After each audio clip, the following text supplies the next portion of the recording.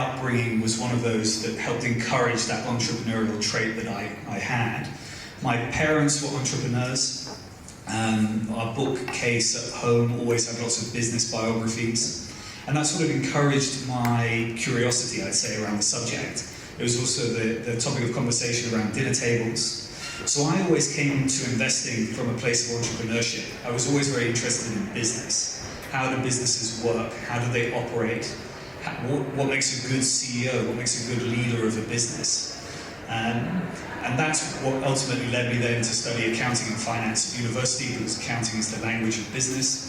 And then from there I moved to the trading floor, which is a bit of a different pace of life, as you pointed out there. For me, I've always been curious, so I wanted to know what is the macroeconomic side of the business like, and what is the microeconomic side of the business like. So for the macroeconomic side, I started trading interest rates, first at Morgan Stanley. So very much analysing global capital trends, broad macroeconomic flows and their impact on interest rates. And then from there, I moved to Credit Suisse, where I moved to a slightly different role, which was on the microeconomic side of things. So I was trading senior financial bonds for banks. So for those of you that are not familiar with that, essentially banks have very complex capital structures. So to understand that capital structure, you have to understand the income statement, balance sheet and cash flow statements of the banks. So it's the microeconomic side of investing. And it's those two core concepts that I married together in the fund that I launched a little over 4 years ago now, that's called Loh-Gronager Partners. Thank you very much. I want to talk about your book that you published. So in your book, The Perceptive Investor, you use René Magritte's La Clairvoyance to explain perception. So, and in the image, it's an artist who looks at an egg but paints a bird at flight. So for anyone hearing about perception for the first time, how would you define this, and how can young analysts begin to build it in practice? I think if you were to summarize our investment process in one word, we call it perception. So we call it perceptive investing. And I often think that the best way to describe something is often with a picture rather than countless pages of text. So the picture you're alluding to is actually quite a famous painting by the Belgian artist called René Magritte. So for those of you that don't know the painting, slightly described there, essentially it's a canvas, a relatively small canvas, and the painting is of an artist, and he's pictured seated. And in front of him is an easel with a painting. So he's painting the painting himself, but he's looking at a stationary egg, and yet he's painting a fully grown bird in flight. And that's what perception is. Perception is to look at something, but see something different. So the context of investing, what that means is to be able to look at all of the publicly available data about a business or an investment opportunity, and be able to project forward a different outcome or conclusion to that that's being given by the market. And that's essentially what we define as perceptive investing. And then for the second part of your question, the practical application of that, and what I could pass on to you today in the audience, would be curiosity is the second level of thinking about perception. Curiosity, in my mind, is the key driver of where your perception will take you. You have to trust your curiosity to take you in the various different directions and ultimately land you in the right place. And when it comes to investing, it's that curiosity that helps us define exceptional investment ideas, helps us to be able to go through the sea of all the different investment opportunities and find the ones that make sense to us. And that's what perception is. Thank you very much. I want to extend a little bit on, again, your point on curiosity, and in your book. You also write in your book that good investing blends art, science, and temperament. Could you share with us a moment where, during work, the spreadsheet pointed out one way, but your judgment or temperament said another, and talk us through how you coincide the two? So the subtitle of my book is The Art, Science, and Temperament of Successful Value Investing. And I think you require all three traits to be a successful investor. On the art side, it's the interpretation. On the science side, it's the data. And on the temperament, it's the ability then to allow time and patience for your thesis around your investment to be carried out. So a practical example of that would be, without naming names of individual businesses, would be where we're reviewing the annual accounts for the business over a period of years. So we usually analyze the business on a rolling 5-year investment time horizon. And we therefore have our own thesis about in which direction the numbers should be going. And an example would be where those numbers are not doing what we expect. Perhaps they're flatlining. And what we have to do there is we have to dig into the fundamentals of the business to really understand why. So the numbers, the science is telling us one thing, these numbers are flatlining. That usually means probably poor share price performance because markets are forward discounting mechanisms. So the art then comes in interpreting the data that we have, the information we have about the business, the competitive landscape, perhaps the management team of the business itself, and trying to extrapolate from that whether our fundamental investment thesis is still intact, whether the numbers are not telling us the whole story. And that then links in full circle as part of a virtuous cycle with temperament, which is, unless we have adequate patience as part of our investment philosophy, unless we really understand how the business operates, and also an understanding of what we can't control, which might be the external environment within which the business is currently operating, which in a world of constant upheaval and change happens quite often. That temperament is very important, and I'd argue actually the most important thing. Because during a period of temporary turmoil in the market, it can be very tempting when the share prices perform poorly to cut your position or to sell a current investment in your portfolio during a period of underperformance. But I put it to you in this audience that there is no business in the world that has been incredibly successful, that has gone up in a straight line. Every business has cycles. And I'll give you one brief example, which is just Amazon stock. Amazon stock IPO'd, I think it was at $4 back in 1994. By 2000, you might have made multiples of your money, probably 100 times your money. And in the year 2000, you would have lost 95% between 2000 and 2001. Then between 2001 and today, Amazon stock has fallen by half, so 50% more than 3 times. So you need the temperament to be able to hold through significant drawdowns, because you understand fundamentally how powerful the business was and how successful it would ultimately be. Thank you very much. I totally could relate to that because I believe the idea of temperament or judgment in general feels even more relevant today when research begins with models and market move faster than ever. So we'll move to the next topic to explore how technology and AI are changing the craft and where you still see the human advantage. So we've heard a lot today about how technology is reshaping finance, and I'd love to bring that perspective into your world, Ardal. So from your experience, how is artificial intelligence changing the daily rhythm of research and analysis, and where do you still see the edge belonging to human judgment? So I think I can admit a personal mistake now, publicly, which is I didn't think that AI would have a significant impact on our investment process. So that shows that all of us are fallible, because AI has had a significant impact even at my firm. Charlie Munger famously says that a year is never successful if you can't look back on a period of a year and look at some of your best loved ideas that are no longer correct. And AI is definitely one that I look back and reflect on in the last 12 months, and I think that actually I was definitely wrong on that. So as part of our investment process, at the very end, we usually have what's called a devil's advocate approach. So that means that once I have put forward a new investment idea in the portfolio, I allocate to one member of my investment team the position of devil's advocate to argue the position against me. Why am I wrong?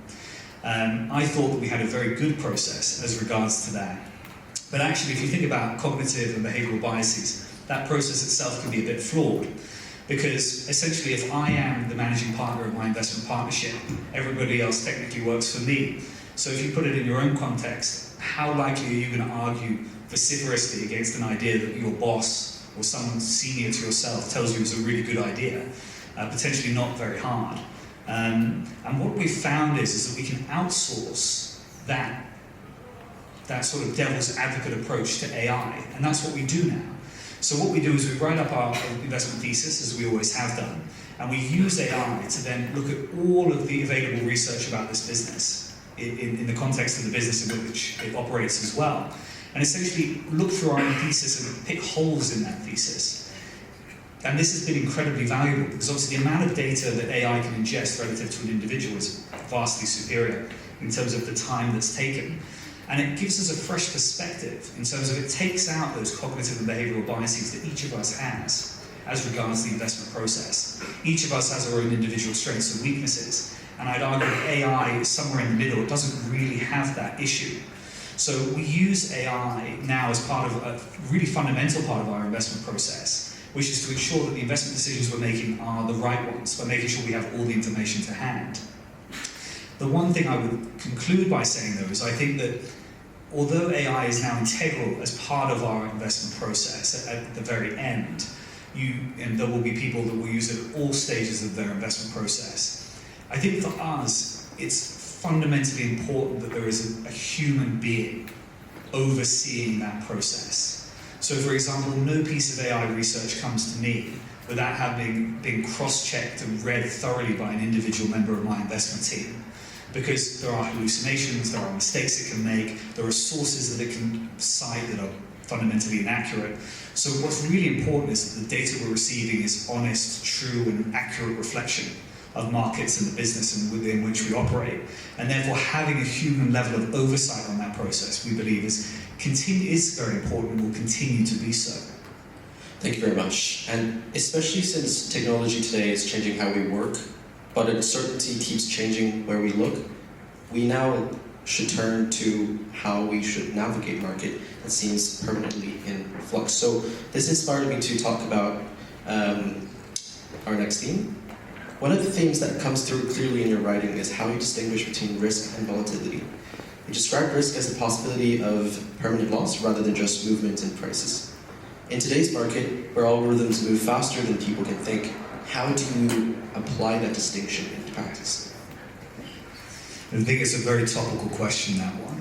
Because I think when you read the media, I think what you see is there's a constant emphasis on change, churn, speed. And I'll put it to you as a counterpoint, that if you want to stand out from everybody else, you need to be doing something different.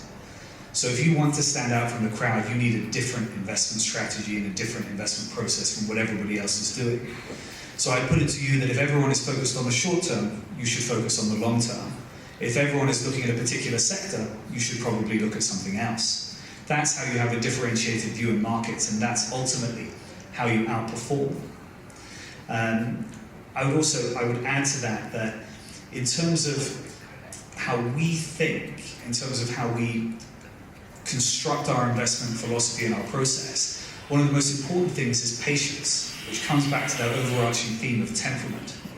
So I give you a practical example. If you have a 10-stock portfolio and you have $100 and you put $10 into each stock and you own it for 10 years, 9 of those businesses go to zero. 1 of them makes 100 times your money. You're going to annualize at 17.5% per year.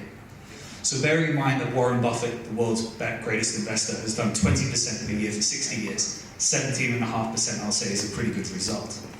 But the main insight from that story is that you can be wrong the majority of the time, but when you're right, you really need to let your winners run. So when you have an Amazon in your portfolio and it's down 50% during one of those secular declines, during the path that it took to be a multi-trillion-dollar business, that's where you need to understand and have the conviction to know that you understand the fundamentals of the business and you're going to stick with that business. And as an aside on that example, if you sold your 10th holding that had gone up 100x, and you sold it that it had gone up 50 times, you then halve your investment returns over that period of time. And obviously, therefore, from that example, you can see almost all the returns always come at the end of the holding period. So on that basis, if you really want to make big sums of money in markets and have substantial returns, you have to hold for a long period of time. Thank you very much. I actually really want to follow up on the topic of conviction, because your fund runs a deliberately concentrated portfolio of around 20 holdings built on conviction. So my question is, when performance turns against you, how do you decide whether it's time to hold firm or to question that conviction and move on? It's a tough question, that one, because I think the answer sometimes does change. And I think that that also comes back to having an investment philosophy. So at my firm, Loh-Gronager Partners, we always say that we concentrate on evolving our investment process over time because markets change. We don't focus on the investment outcome because over that we don't have any control over a reasonably short investment time horizon. On that basis, when we're thinking about assembling a portfolio of businesses, we want two things. One is, from the example I just gave you in answer to the previous question, we want to identify exceptional businesses that are going to be our 100x returns. That's where our outperformance of the market is going to come from. But at the same time, so that would be concentration in terms of number of holdings, but at the same time we also want the benefits of diversification. So for us, diversification, the benefits of it come in several different forms. So for us, we split our portfolio down the middle. Half of our portfolio is in developed markets and the other half is in emerging markets. That provides one level of diversification. The second is in terms of, so that would be between developed markets and emerging markets. So that would be essentially geographical diversification. We want to have our returns coming from essentially all parts of the globe. The next is sectoral diversification. We don't want to have our portfolio dominated by any one particular sector. We want to spread our bets. And then there's a sub-level below that, which is business model. And I think that that's fundamentally very important. Because I think you can kid yourself about how diversified you are in terms of what business model are you most familiar with. And I think that comes back to circle of competence. What do you understand? Everybody in this room will have their own individual circle of competence in terms of what businesses do you think you understand? What businesses or stocks that are publicly listed are you confident to put your money in, your own money at risk and invest in? That's your circle of competence. And I think within that, we have to be quite careful, because if your circle is relatively small, you can find that you have a relatively concentrated portfolio, all operating not necessarily within the same sector, but with very similar business models. And what we want is, we want a diversification, we want a broad diversity of business models as well. And we find that those different layers of diversification within a concentrated portfolio allow us to still capture the upside power of having a 100-bagger in the portfolio, while also ensuring that we have the benefits of diversification during, as you pointed out there, the periods of cycles through markets. We get the diversification in terms of returns. Thank you very much. Let's now turn to how you've built your partnership and what principles guide it day to day. Earlier we talked about conviction and discipline in investing, and I'd like to bring that to the level of how you've built your firm, because Loh-Gronager Partners seems designed to put your philosophy into practice. So you often describe it as an old-fashioned partnership where everyone invests their own capital and thinks long-term. So for students here who may one day build something of their own, what's the biggest misconception about creating a firm built to last? So I think the most common misconception that I find when people tell me they want to start an investment firm or business, the first question I always ask is, what have you done in the past? What is it in your personality or psyche that thinks you are going to be a good entrepreneur? Because in the realm of finance, to be a good investor is not the same thing as being a good entrepreneur. There are many, many people with exceptional investment track records that I have never heard of, and that you have never heard of, and that no one will necessarily hear of outside of their own circle of friends. That doesn't mean that they're not world-beating investors. What they've realized is that their speciality is to manage their own capital to achieve the best possible returns. That's not the same as being an entrepreneur. To be an entrepreneur means you want to build a business. It means you want to have an ecosystem of people around you. You probably want a team. You probably want an office. You're going to have external investors. You're going to have vendors that you have to interact with. And you have to love that part of the process. And that has to be additive to your investment returns versus subtractive. And I think that some of the most successful investors that I know don't run investment funds, because they believe that all of those things are actually subtracted from their returns. They're all distractions. And on the flip side of that, the most successful investors that run funds such as my own, I think one of the key reasons why they are successful is because at their heart, they're entrepreneurs. The ecosystem that they build around them is additive to their investment returns. The team they build around them is additive to their investment process, which in turn is additive to their returns. So my advice generally is, if you find that you are an entrepreneur, and in finance what that means is You love the idea of investing in other exceptional entrepreneurs. Because that's essentially what my job is. My job is to identify other exceptional businesses that I want to allocate mine and my partner's capital to over time. And that is taking one entrepreneur to recognize another.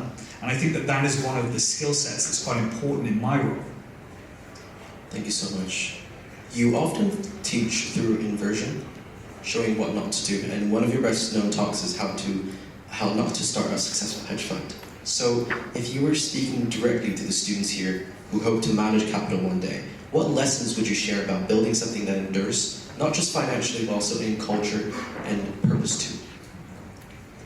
So I think I would advise you just to use one word, and that would be partnership. I think that word is really misunderstood today. I think it's used too frequently and without enough meaning. To be a partner to me means that essentially I'd be willing to swap places with you, and I wouldn't feel like you had an advantage over me.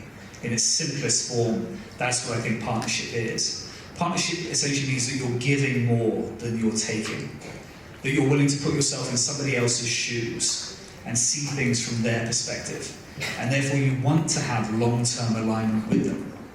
And my advice to you would be, if you want to be successful over the long term, it's about cultivating an environment of people around you. So that's colleagues, that's friends, that might be your own fund, that might be your own business in a different sector. But I would say that at its core, the key value there is partnership. You should always be giving more than what you're getting. That's how I really feel.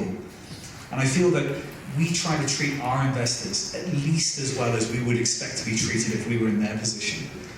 We try to, with the businesses that we invest in, we try to give them value as well. So for example, we send them our own thought leadership pieces on their individual sectors or the markets, or if they're going through any sort of significant troubles during a period of time, we'll offer them our help, our resources as best we can from our own network. Because I really do believe in that positive cycle of partnership and giving back, whereby over time that compounds.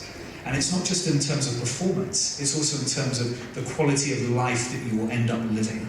If you are a giver, if you give more than you take, you'll inevitably end up surrounded by people that like, admire, and trust you. And I think that's what will end up with you having a life that feels well lived. Thank you very much. So today we've spoken a lot about philosophy and process, but before we finish, I'd like to bring this back to people, especially for the students and young professionals in the room who are just starting their journey in finance. Looking back to your own start on the trading desk, what habits or lessons from those early years still guide you today, and which would you encourage students to start building now?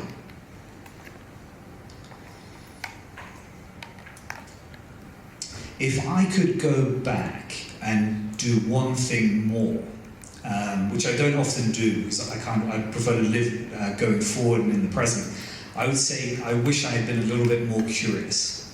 I wish that I had gone to more events. I wish I had tried to meet more people. I wish that when I was sitting on those trading desks, I'd asked more questions of the people around me. I think curiosity can get you a very long way in life. People like to be understood. People like to be asked questions. People like people to pay attention to them. People like to feel valued. And I think the best way to do that is to try and understand what somebody else is doing and why. Why are they doing what they're doing? Why did they make the decision they just have? But coming from a place of openness, not judgment. So for example, on the trading desk would be, I remember quite well, there was a colleague of mine trading Greek government bonds at the time. And I was essentially the junior underneath him, and this was during the European sovereign debt crisis. So all of our clients were quite aggressive hedge funds, and I was curious about how the whole process worked. So I spent the majority of my time doing analysis on Greek government bonds and as to whether or not we thought Greece was going to exit the Eurozone. But if I'd been a little bit more curious, I think I might have, when I was interacting with some of our clients, the various different hedge funds, I could have asked them, what did they think? Why were they seeing this as a significant investment opportunity? Why were they buying when we were selling? Or why were they selling when we were buying? And I think that if I had asked those questions at the time, I would have had a much better understanding of how the capital cycle worked and those broader macroeconomic flows. And I call that second level thinking. I think first level thinking, if we think about Daniel Kahneman and his quite famous book, Thinking Fast and Slow, first level thinking is quite instinctive. It's just doing what you're told to do. Second level thinking is going a level beyond that. It's actually thinking for yourself, asking questions, taking in that information, processing it, and asking further intelligent questions to further your own knowledge. So that would be my advice to you in the room today. You know, curiosity is, I really believe, a big driver of everybody's success in life. And I'd encourage you, if you have a question to ask, you should definitely ask it.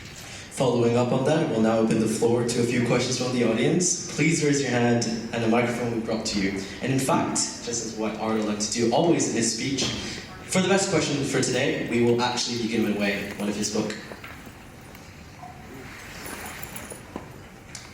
Hi there, I'm Elliot. I'm a first year IMB student at UCL. I think it's really great that you could share an entrepreneur's perspective towards finance. As someone who's interested in entrepreneurship myself, and I'm quite keen in starting my own fund in the future, I was wondering if you could share more about the beginning stage of starting your own firm. What was it like to make a name for yourself and to approach investors to raise money? Thanks. I appreciate that question. I would say it was a lot harder than I thought it was going to be. So I think the first thing you need to do if you want to run your own fund is you need to have been successful already. So you need to have significant capital. And that means you have to have an investment track record. So there are three variables when it comes to having capital. So one is how much are you starting with? The second is the compounding rate. And the third is the period of time over which you're compounding.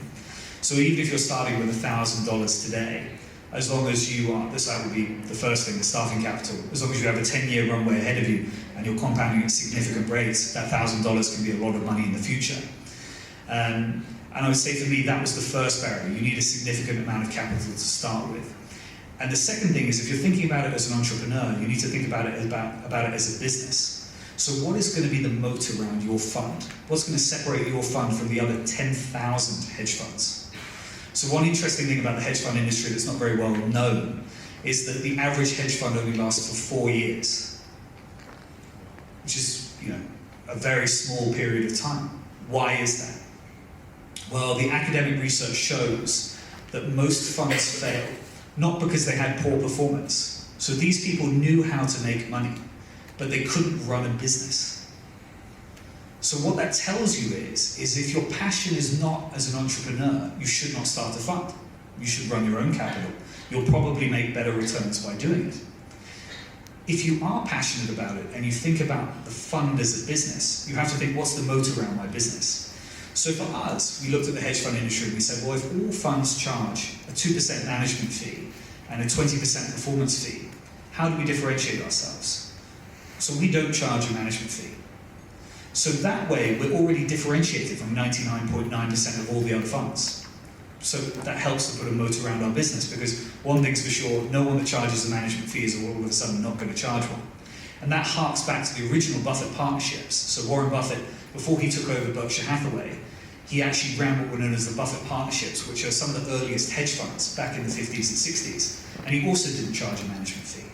So that's a moat around our business, in addition to the investment philosophy, which is very long-term. The other part of our moat around our business is that we were able, as a management team, to put significant capital into the business to start with. And there are two sides to that. So one is our investment in the fund, which is the money that we use to invest in our portfolio businesses. But the second is the money we put into the business itself for the expenses of running our fund, such as having an office, being able to take the tube to come here today and give this presentation. It all requires capital. So you need to think about it, if you're an entrepreneur, as a capital allocator. If I'm willing to put 20% of my net worth into the management company and 80% of my net worth into the fund, what is my expected return on both over the next 10 years?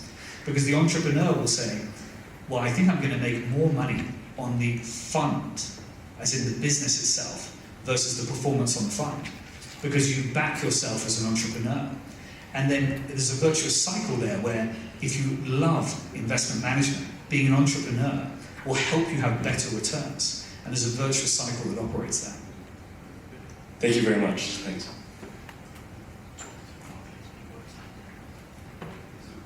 Hi, my name is Ketan.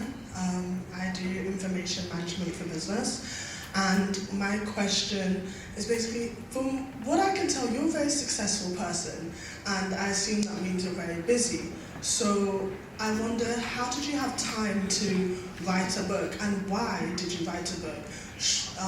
Was there anything that happened in your life that motivated you to want to write the book? Thank you for that question, and that's a very kind compliment to give. But I think I'm a long way from successful in the stature of the other people that we've talked about today, like Buffett or Munger. In terms of my book itself, I thought it was important that I be able to describe my own investment style and philosophy and my own journey. And it kind of comes back to temperament. I think that really successful investors understand their strengths and their weaknesses. And that's essentially the thought exploration exercise that led to my book. So I've always been a big reader. So it was actually during COVID where I had a bit of a gap in terms of available time, as I think a lot of us in this room probably had as well. I have a library of roughly 1,000 investing business books, investor psychology, and when I read a book, I always have a pencil or a highlighter with me, and I make notes in the margin as I go, and I highlight sections. The idea being that if I look back on that book in 5 or 10 years' time, I can flick through the pages and just get the salient points. So I thought what I would do as an experiment was I'd start typing out all those salient points from all the books, and I then divided it into chapters and by topic. And that's essentially how the book came about.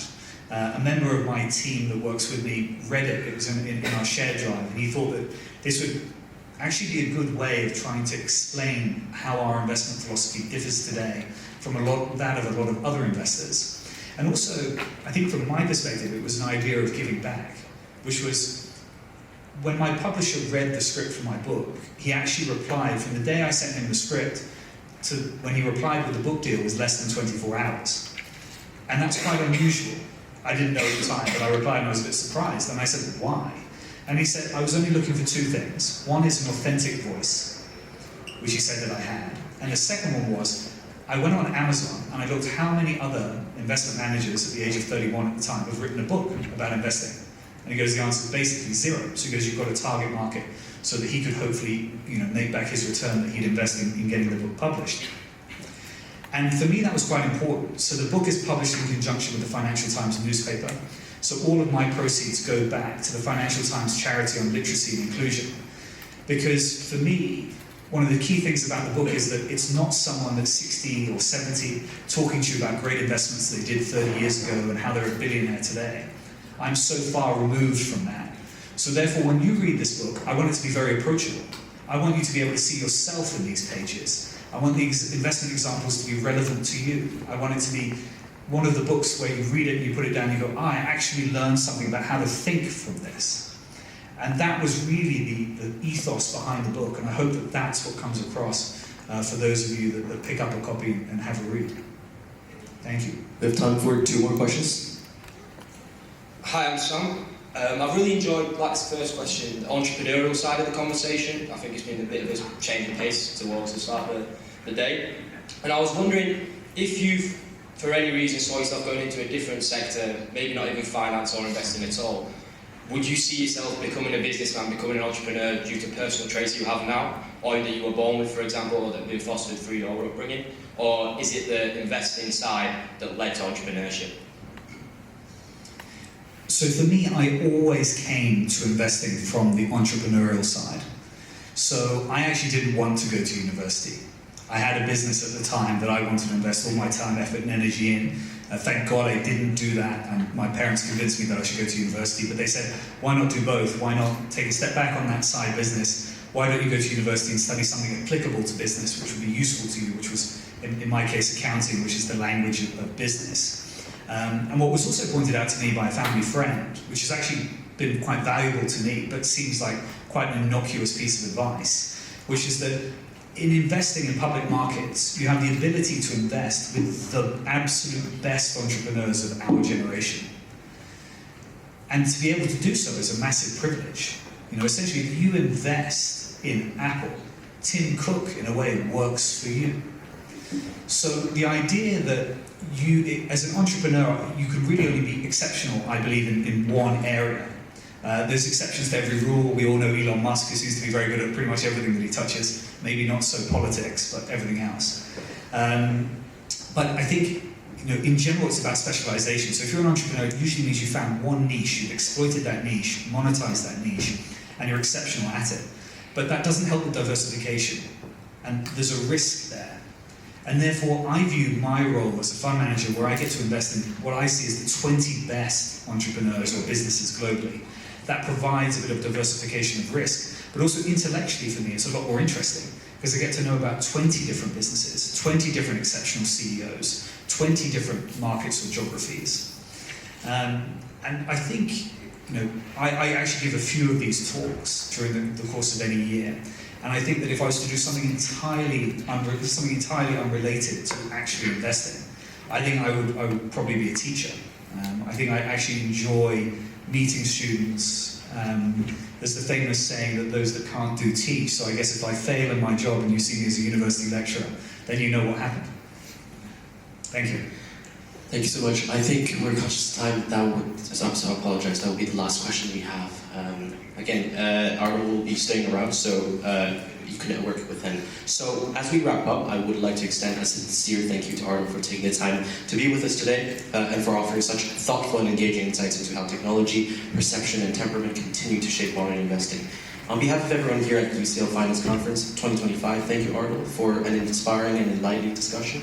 We wish you continued success, and we look forward to seeing how the Perceptive investor continues to influence the next generation of investors.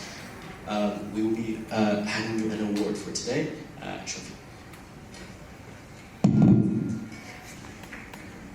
Thank you very much.